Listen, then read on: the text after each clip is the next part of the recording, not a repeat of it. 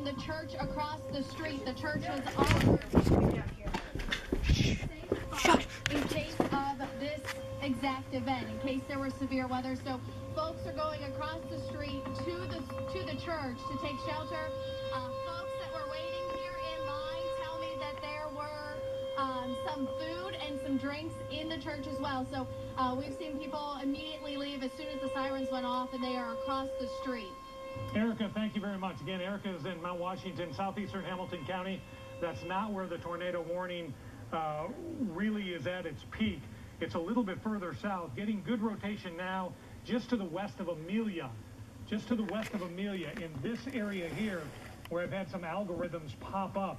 And if we check on those algorithms here, what you're going to find is that they're going to give us a slight chance of a tornado occurring in that area. I think this one gives us a 8% chance. This one toward Batavia, a 10% chance. Not a great percent chance of what I've seen historically, but nonetheless, in this area for Amelia is where that tornado would form, and that it would move off to the northeast. The tornado warning, which was in effect for northern Warren County, has been canceled.